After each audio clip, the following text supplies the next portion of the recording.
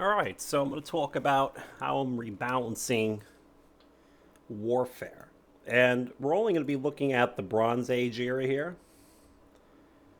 However, the general principles will be the same in all of the eras. The units will just have higher strength and different names. Okay? So, one of the biggest problems in Civilization 4 has always been the defender's advantage. This is because of roads and catapults. So, your units can't move on enemy roads. So, you're facing an opponent that has 3 times your movement speed and therefore will always attack you first with catapults. Now, how do we change this dynamic and do it in a way that's simple? So simple that even the AI can understand it without having to modify the AI. What's the solution? And such a solution that also retains the defender's advantage somewhat. So if your army is equal to the other guy's army, then the defender should still have the advantage.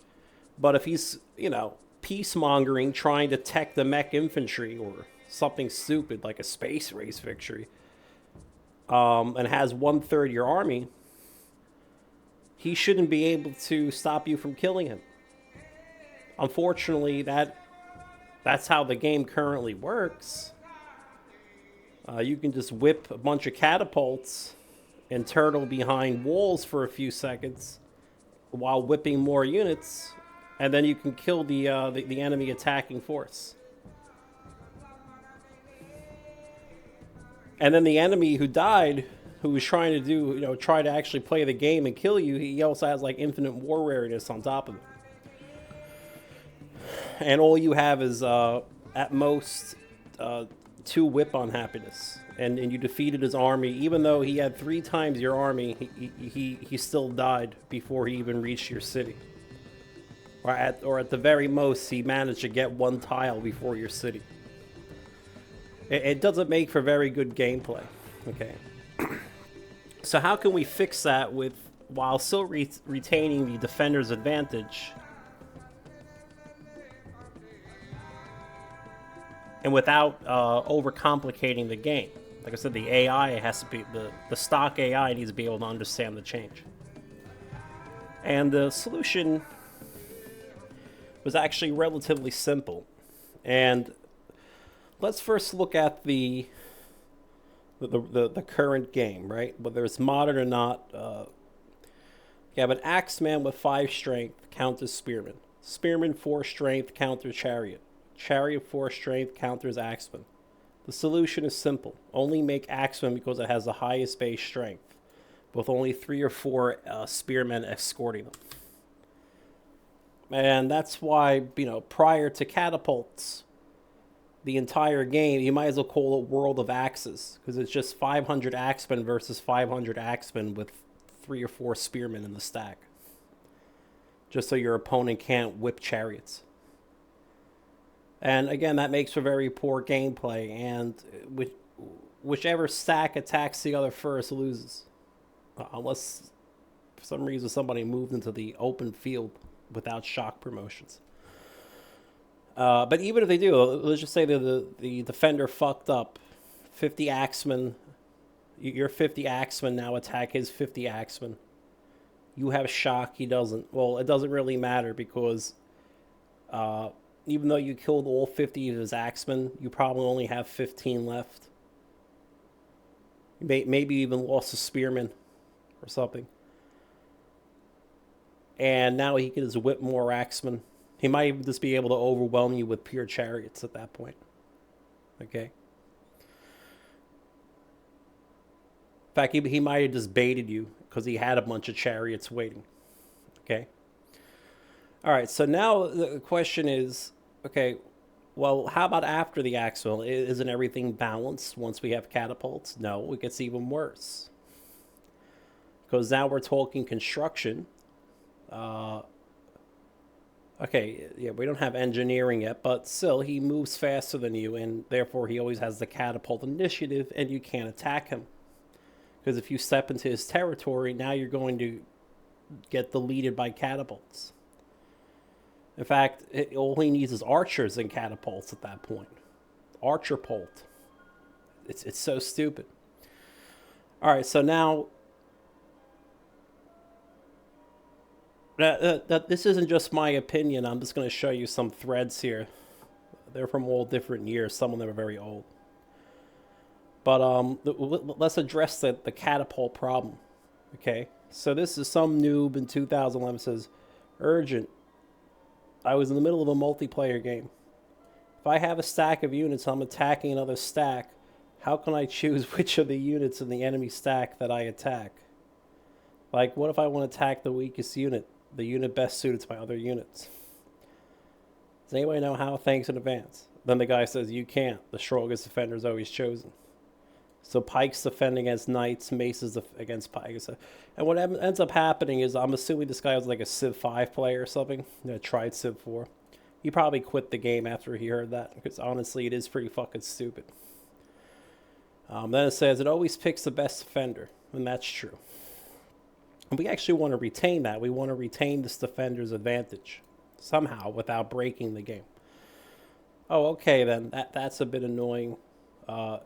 Suppose it makes sense. Okay, thanks. And he probably never played the game ever again. So, it says the lack of ability to choose your target is why you don't really want to attack unless you're desperate and have a really good odds of wiping out all or almost all of the defensive stack. Otherwise, you might just throw away units without killing anything completely. And then face more promoted and freshly healed units next turn. That's really the case until, and here's the key word, catapults appear. To do disproportionate amounts of damage to stack. Now let's just skip. This is why construction is so damn important in multiplayer. And honestly, if you're playing K-Mod against aggressive AIs like I am, it's why it's very important there too. I can bear, in fact, I'm convinced that 99% of the player base doesn't even play as good as a K-Mod AI. Okay. Now, I'm not going to read the whole thread, but I'm just going to skip to the most important part. It's extremely important to have nearly half your stack of siege weapons. Okay, moving on.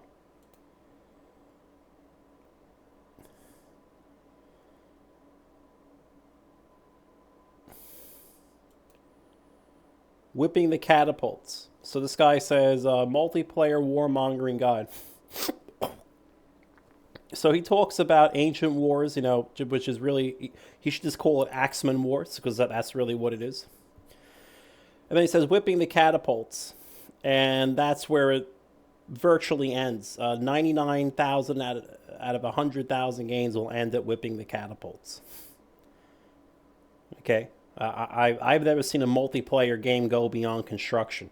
I've seen war elephants. That happens, obviously, because horseback riding will get researched after construction. So you'll see some horse archers and war elephants. But that's honestly, the war elephant is the strongest unit I've ever seen in a multiplayer game in my entire life. That's because the game always ends.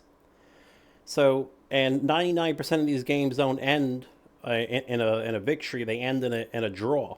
Everybody gets tired and goes to bed because there's nothing more to do. Nobody can declare war on anybody or attack anybody because the first person that moves into the enemy territory dies to 1,000,000 catapults. And then we asked for catapult nerfs, and for some reason they buffed them even more.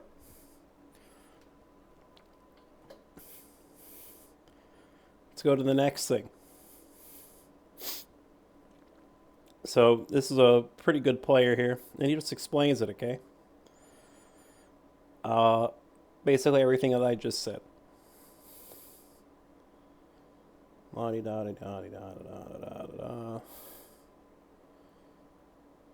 Building an army.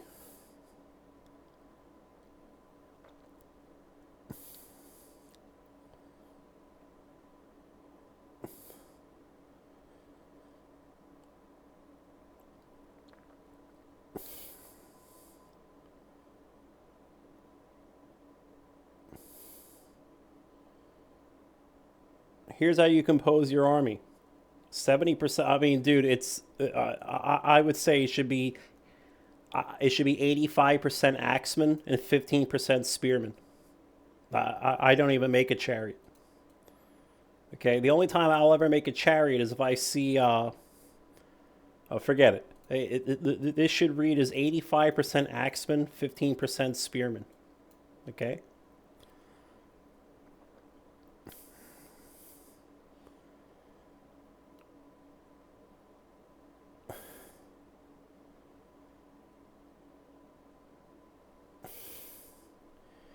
And then we get to whipping the cats. Once you get construction, you enter a crucial new era. He should just call it the end of the game, because that's 99% of multiplayer games end here.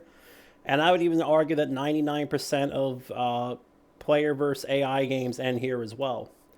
They don't technically end, but you end up winning the game in theory, so you just quit and go to bed. There's no point in playing out the rest of the game. You could tell you're going to win.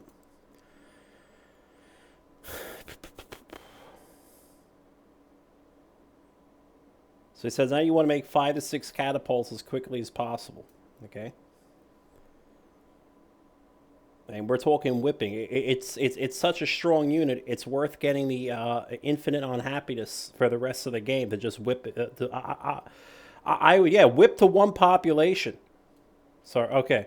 I'll literally just bankrupt myself, and that's how I would actually win a few games and catch people off guard, even in multiplayer.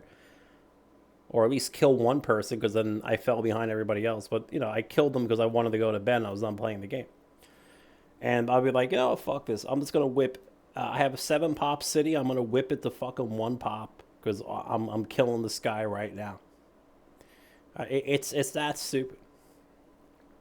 Now you have your army, a balanced mix of ancient units and catapults. Just call it catapults and friends. Catapults and observers and cheerleaders. And then, he goes on about it. So anyway, you see catapults are a big deal. Half your stack is siege weapons. Construction's so damn important. Hopefully you're seeing the issue, the problem with the game, right? Now, I got to go to the bathroom. I'll be right back. Just give me a second. All right, 13-minute mark. Okay, so now let's talk about how we address all these problems, okay? Remember, it has to be simple. So simple, the AI, the unmodded AI gets it, okay? That's why it has to be simple. But so the first thing we're going to do is talk about unit limits on particular units, not every unit. Axeman 5 strength, there's literally no difference. Okay? Doesn't require bronze, but it gets a 25% production from bronze. Okay? It's supposed to be 33, but okay. It's 75 hammers. If you have both bronze and iron, you can get it down to 50. Okay? Alright, so now but you're limited to 12. Now, the Spearman is 4 strength. It's immune to all collaterals and first strikes. You're limited to 18 Spearmen. It's 75 hammers. You get a 50% production bonus with bronze, so that brings it down to 37 and a half. Okay. Chariot, 4 strength. Counters melee and siege, except Spearman with a negative combat bonus. Has a baseline 60% withdrawal chance. Deals collateral to 1 extra unit. Collateral can kill. Limited to 6. So it's basically mobile artillery. But you're limited to 6 of them. With almost guaranteed withdrawal chance. Because remember, you have to factor the actual combat into the withdrawal as well. Okay, and you can also promote to withdrawal, so you have 90%. 100 hammers. Functions the mobile artillery unit that can kill. Does not require horses, but gets a 50% production bonus with a horse. So it gets down to about 66 hammers. Okay. So it's easy to replace, but it's also limited in number. Catapult, 5 strength, cannot reduce any unit's health below 80%. Therefore, even 100 catapults will never reduce a single axeman below 4 strength. And let's just demonstrate that real quick, shall we?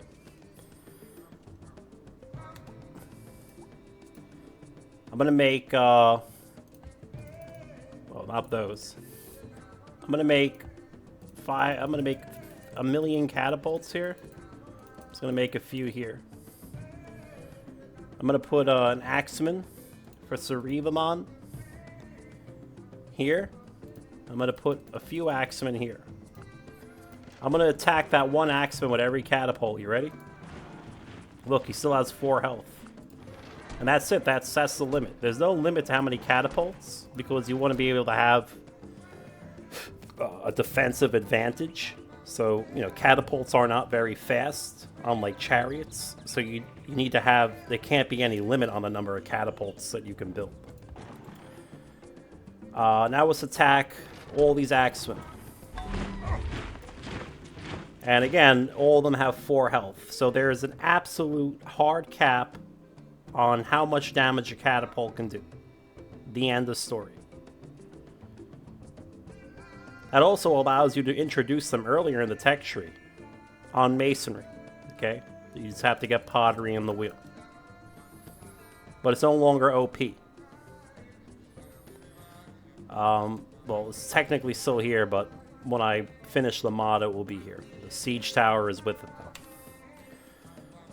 Alright, so now let's go back to our units that have no limits, okay?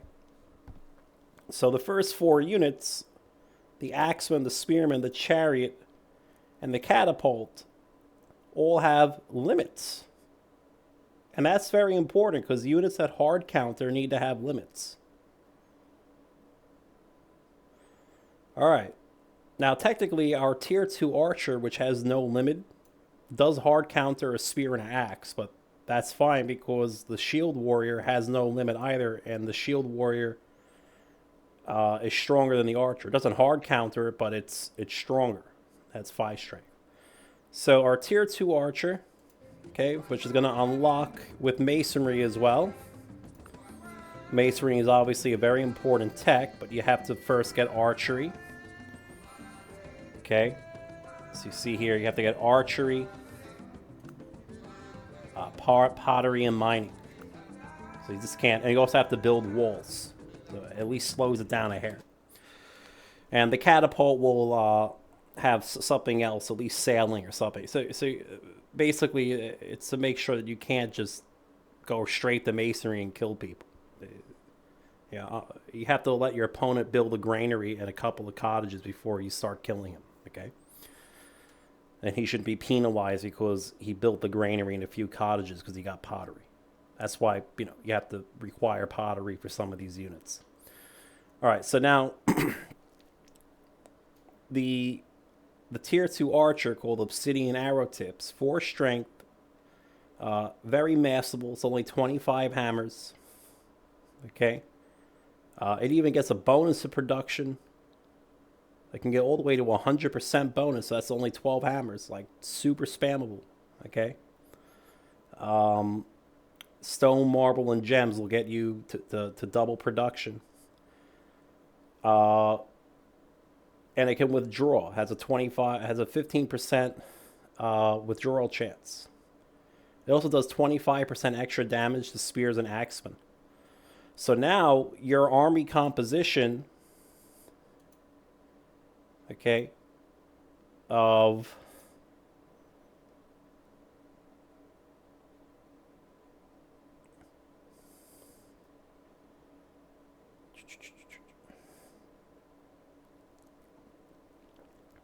70% axemen and 20% spearmen is going to die to a very cheap massable unit.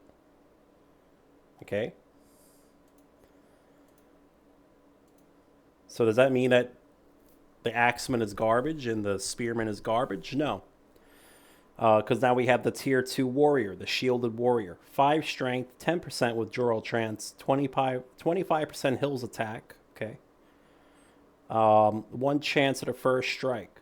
Unlimited in number. 20 hammers. It's cheaper than the archer. Doesn't have any production bonuses though. Prefers to attack axemen. 25% city attack. So we have a unit that won't die to tier 2 archers, but remember the archer can still withdraw. Okay, so that gives you... It means you can attack somebody with a stack of these tier 2 archers and do quite a bit of damage, and even have some of them live and promote for another fight, another day. Okay. And also the tier 2 archer also prevents you from massing just axemen and spearmen. The only thing slowing down the tier 2 archer is the requirement of walls. Okay. But now our tier 2 warrior, there's nothing gating it from coming out. Okay. The moment you have the tech, you can start making it, and that's pretty soon. So it only requires animal husbandry. Okay. And if you already were lucky to have hunting and mysticism, you can just go straight to... So if you're Holy Rome or whatever the hell I am, maybe Inca, I think, who knows? You can tech straight to it. Okay. All right, so now it's massable. It's extremely cheap. And yeah, okay. However, it says prefers to attack axemen 25%. Prefers to attack axemen. So is that a nerfed? Is that a nerf to this tier 2 warrior? That it's going to attack its counter unit, the axeman? No, it's actually a huge bonus to the shielded warrior because they're unlimited in number. So it will always attack axemen first in a stack. So if you have 10 axemen and I have 25 shield warriors, I guarantee every single one of your axemen will die. Demonstration.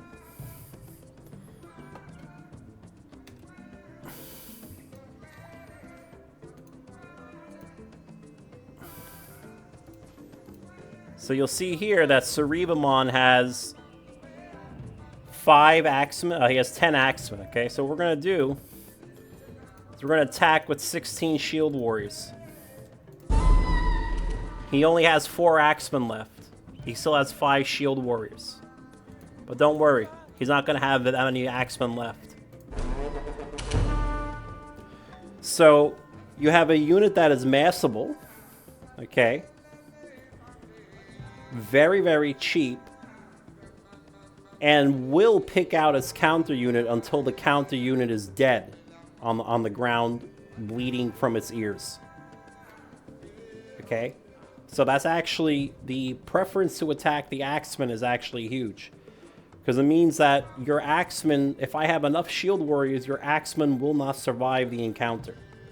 They'll take a lot of shield warriors out. And remember, the reason that went so well is because for some reason I'm Boudica. So I have a Combat 1 promotion. The second reason is this guy wasn't fortified. He wasn't on a hill. He wasn't in a city. He wasn't behind walls. Okay? But, you know, more realistically, I'm not just going to have 25 shield warriors. I'm probably going to have like 50 shield warriors. And you still have a limit, a hard limit of 12 axemen. You can never make more than 12 axemen. So it's important that my unit, if a unit hard counters another unit, then it's also very important that the hard counter unit is limited in number, and that it's preferred to be attacked and killed first by the unit it counters. That's balance. Okay? That's true balance. Now we still have a defender's advantage here, okay? But that defender's advantage only applies if the defender is a worthy opponent with the same army strength. All right, so by the way, walls are flat 25% defense, which sounds like a huge buff to walls, but trust me, you're going to see that it's necessary, because now we have the siege tower. You can only have 2 siege towers. They have 20 strength. They have negative 200% city defense, so they can't be used to defend cities. They have infinite city attack. They're immune to collateral. They have 1 first strike. They have medic 3. They have Blitz, Sentry, March, 2 moves. Ignores terrain. Now, that doesn't mean you can send your siege tower alone with its 2 moves, but the only reason, if you send a siege tower alone, it will die very quickly. And it can't capture cities either. So 2 moves to utilize Blitz. So yeah, so basically it really only has 2 moves to utilize Blitz. So if my siege tower somehow rolls up to your city, if you actually let me get there because you were an ill-prepared opponent teching to the space race while I was making Axeman, then if the siege tower gets next to my city, it's literally guaranteed to kill 2 units every turn for free on its own. So it forces the defender to stop turtling at some point. He has to do something, otherwise the siege tower is going to fucking kill him.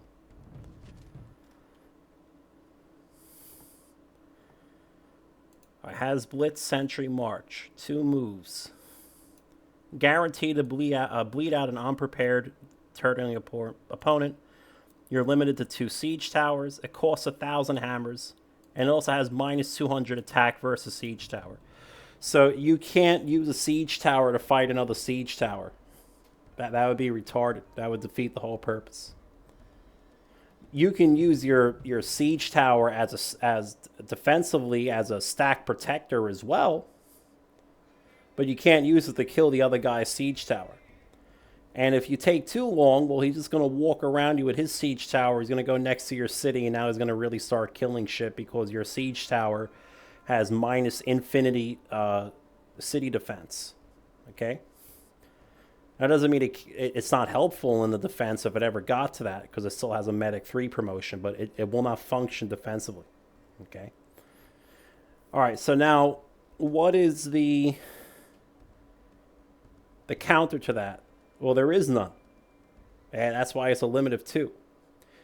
It's basically a moving fortress that allows a determined opponent who's better than you at the game to fucking kill you because you were teching to the space race, thinking that you were going to defend any attack against you by, chopping forests into research or wealth, and then to store your hammers, and then unleash 1,000,000 fucking axemen and catapults and kill me when I attack you. And then I have infinite war awareness, and then you continue teching to fucking the space race, and then I lose the game because now I have infinite war awareness. Fuck that. If you're not prepared for this unit when you get attacked, you deserve to lose. It's 1,000 hammers to build the unit. 1,000 fucking hammers. 1,000 hammers. And the AI knows how to use it just fine. You give it the trebuchet AI. Okay? All right, so now, does that mean that that a small army, so here I have 10 catapults, I have my 6 chariot limit, a bunch of these obsidian arrowmen, and a bunch of shield warriors.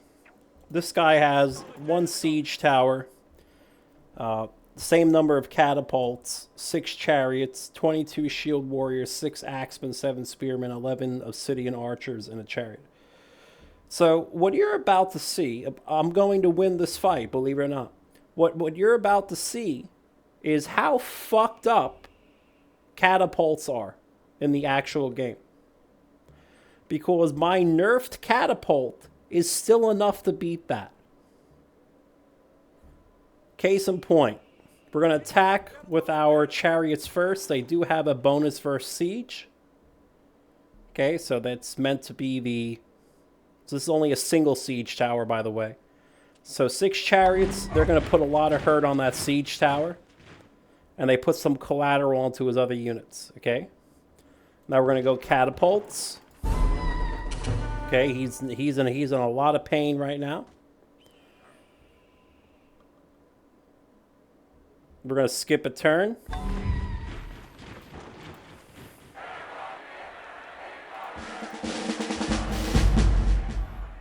Now his siege tower is here with only 1 hit point.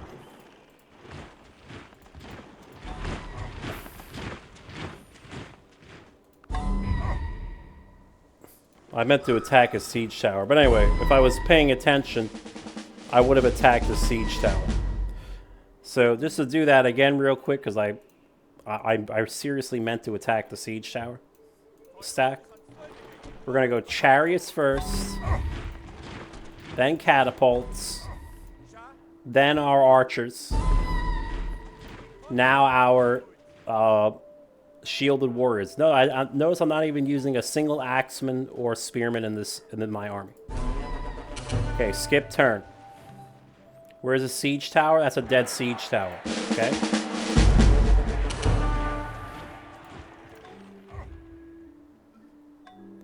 Now over here, there's a siege tower and it's completely alone. Or maybe there's 2 of them. At least one of them should go down here. So I managed to kill 1 siege tower. So as you can see, just because it has 20 strength, it doesn't mean it's invincible. Okay, I killed 2 siege towers with only 6 chariots and a few shield warriors. Okay?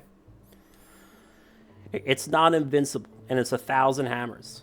Now let's do 2 siege towers. Okay? With a stack of units.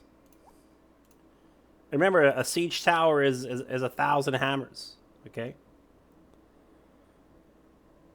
It's not like it's cheap, so you know, for each siege tower you see, you know, think of that as a lot of axemen, okay? And you know, the main advantage of the siege tower is the maintenance costs. It only costs 1 gold to maintain, whereas to get an equal value in hammers out of axemen, spearmen, and shield warriors and shit would cost me about like 700,000 gold to maintain. So that's obviously the chief advantage of our siege tower here. Okay, it's supposed to be allowed to have 2 of them, but whatever. Anyway, he has 2 siege towers. Let's see how well this does. Okay.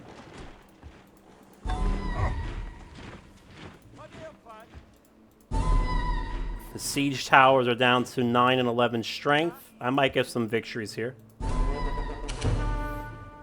But now both of his siege towers are alive. Okay, and that's a big deal. Because now I have very little time to kill them. But I might still do it. Let's see.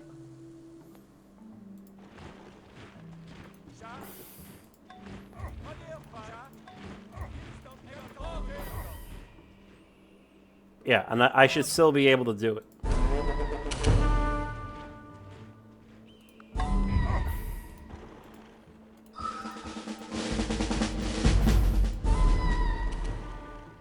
So, I mean, if you ever wanted to see a defender's advantage, there it is. So even with a super nerfed catapult,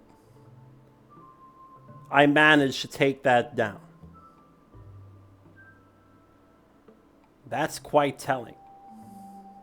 Okay, that's pretty scary.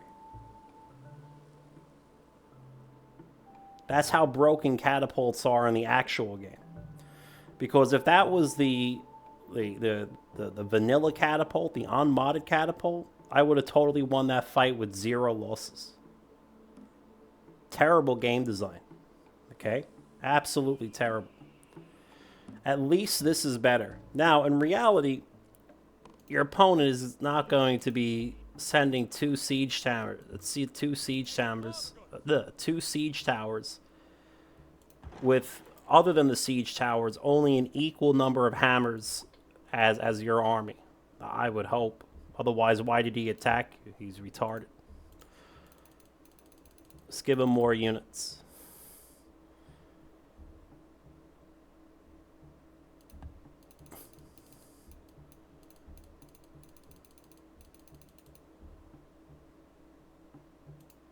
All right, now let's see how this goes. This is a real stack, okay? He has 25 arrows. He has 31 warriors. He has 7 spearmen, 6 axemen. He has 6 chariots, 10 catapults, and 2 siege towers. Does he have 2 siege towers?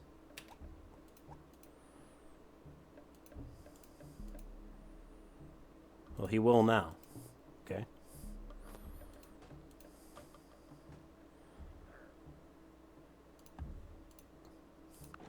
I bet this doesn't go as nice for me. So basically, what you're going to see is what would happen to a noob who was teching to mech infantry while everybody else was playing the game correctly. Okay? Oh, he declared war. I'm going to start whipping units at home, and I'm going to start attacking them. Oh, shit, I just lost 3 of my chariots. Oh, no. Well, these OP catapults will do it, right? Oh, shit. Oh, how about my withdrawing archers? It's looking scary.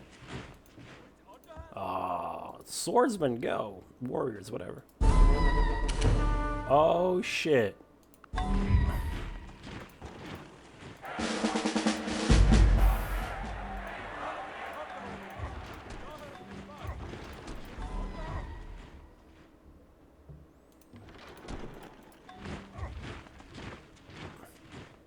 Where did his army go?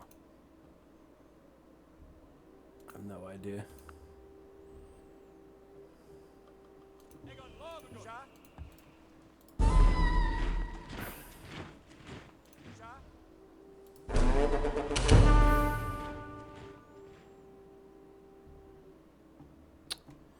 Is something missing? That was supposed to be in... Oh. All right, guys, I know what I did wrong. Forgive me for this. I just remembered what was wrong. So I was testing with without the Chariot demodifier. Oh.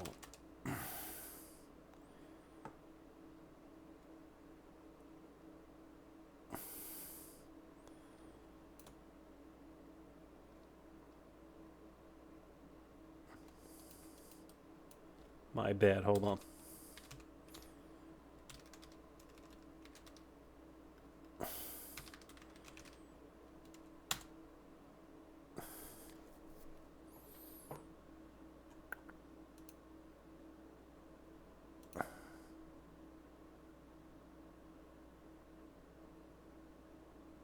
I was gonna say, what the hell just happened? Oh. You're supposed to have a unit class target spearman. I think I have it on the immortal. The UU. But I forgot to put it on the chariot. Well, so I'm like, this doesn't make any mathematical sense.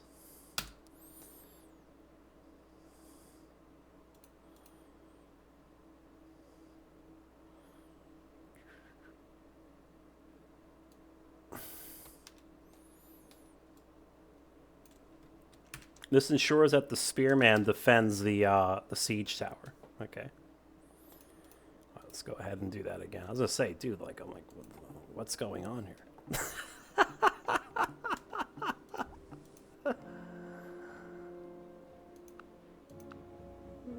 Oh man, that was funny. Why, this don't make any sense. This don't make any sense, bruh. That's not what happened in the original testing. I was testing it as Persia with Immortals.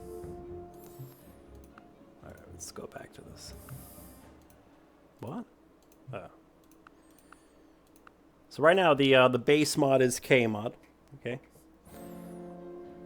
I like K mod. Especially the improved AI in it. We're going back to that. So we're going to give him 2 siege towers now. Okay. So you see now it says targets any spearman first. Okay. So normally this would be good for the chariot because it actually gives the chariot a chance of killing a spearman. Remember, it has a very high withdrawal. But in general, when it comes to the siege tower, the spearman is now really doing its job. It's protecting the siege tower. So if you don't have any spears, then your siege tower will die to chariots. I was like, dude, what the hell is going on? Does Cerebomon have spearmen?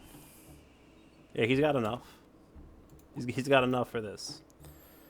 All right, so let's go ahead. Remember, that spearmen don't take collateral. This is the whole reason. So this is sort of the attacker's advantage, if there is any such thing in this game. All right, here we go. Now I'm going to attack with these. Okay, they're going to attack the spearmen no matter what. The siege towers are now at oh, there's too many siege towers in there.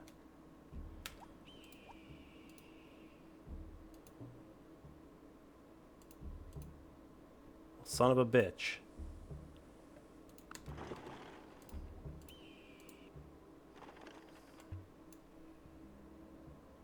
Why is there so many siege towers in there? I'll have to count the units.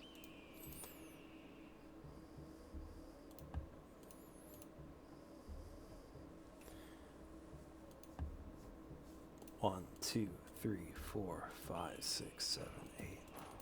Let's make a bunch of these.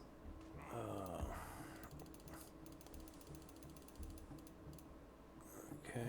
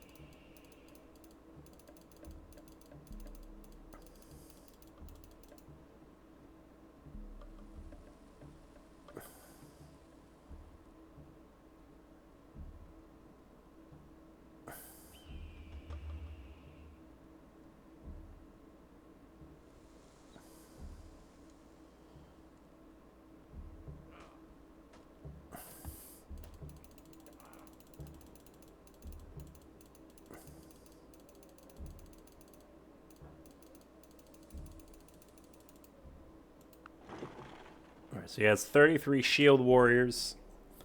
He has 11 axemen, 9 spearmen, 16 obsidian arrows, 33. He has more obsidian arrows. He has about 20, 22.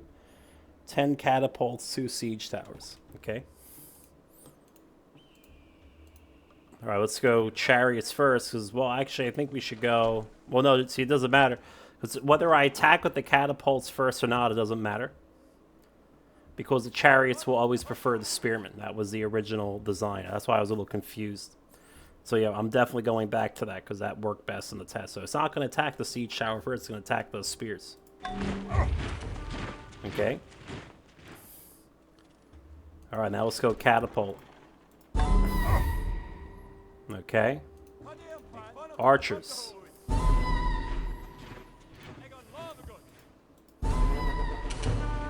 And now we have a problem, don't we? Because now we die next stack. So now, because I wasn't prepared for my opponent who built 2 1,000 hammer siege hammers, I lost the game. Can this be overcome? Well, first of all, assuming I'm fighting in the field and not on top of my city, yeah, it can be.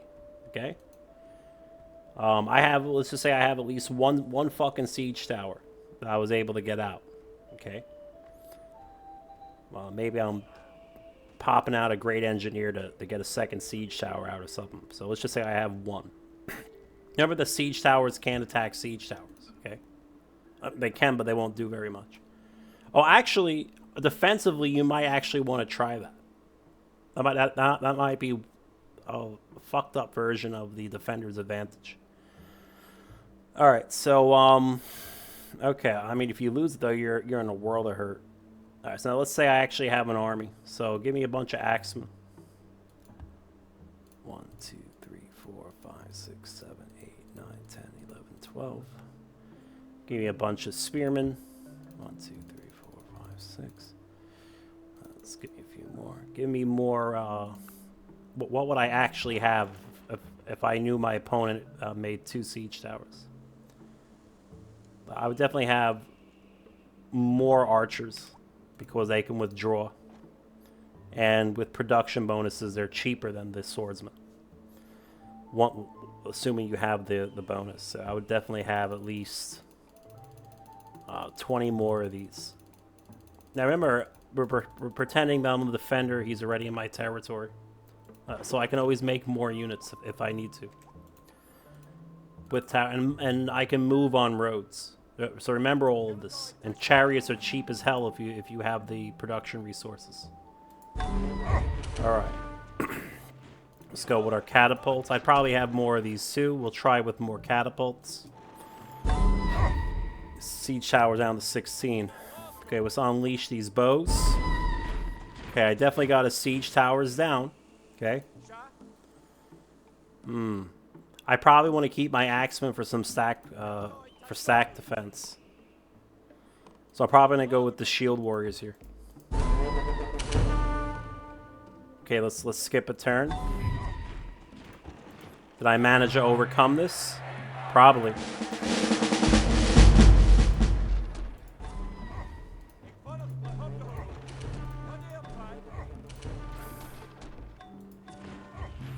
So, you know, if you have a comparable stack here, you should be fine. So the only real advantage to the siege tower is that you don't is the maintenance cost. Okay, that's its main advantage.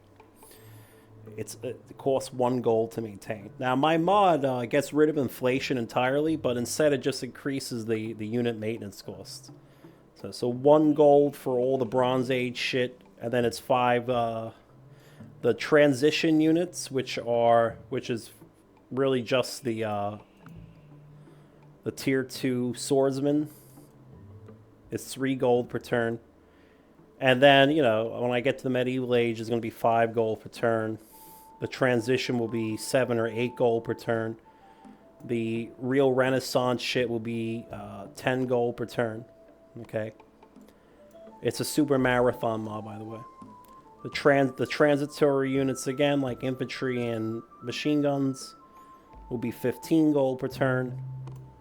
The World War II era units, other than the transitory ones, will be 25 gold per turn. Yeah, it's pretty expensive. And then our late game, super late game units will be 50 gold per turn. But it won't obsolete the World War II era units, so. But, you know, stealth bomber is going to be a lot. And, of course, my civic changes actually will make that affordable, believe it or not. But just so that it's still in Supermarathon mode. Okay. Things like inflation are just, you know, it's like catapults. It's just lazy fucking design. You know what this reminds me of? The game Warcraft 1. Everybody thought it was such, you know, a novel game. But yet, for some reason, for all the talent the developers had in making Warcraft 1 Orcs and Humans, they didn't know how to balance their own damn game. And I did it better as a 9-year-old in 5 minutes. Right, you know, Warcraft 1, the archer, the human archer was the only viable unit of the game. And anybody with half a brain could have seen that before they even play the game just by reading the stats on paper. All right, so anyway, that's the idea. So we don't take away the defender's advantage. If the defender has an equal army or even slightly lesser than the guy attacking him, he's going to kill him, and his opponent is going to have a lot of war wariness. However, if you're an idiot teching to fusion, Well then, yeah, I'm gonna kill you with my stack of Bronze Age Axemen, if you don't mind. Now, I once had a game where I got to Cuirassars,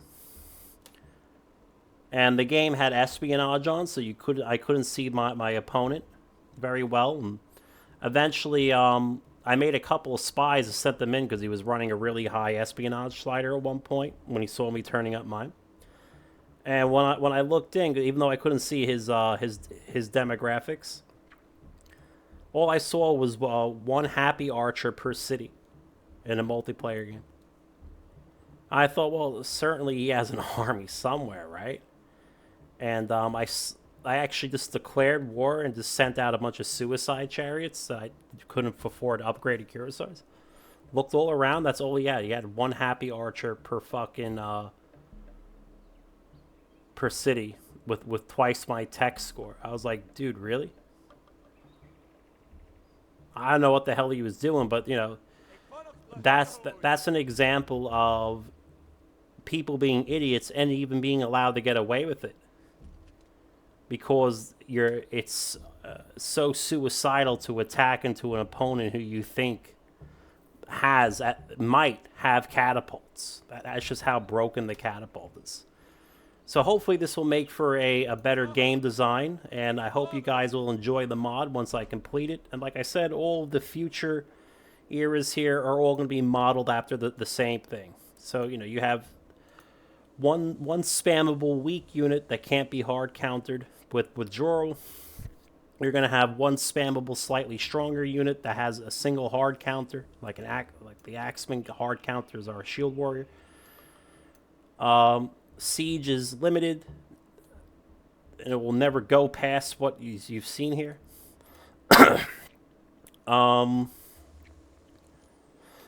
You'll always have some sort of siege tower or command center.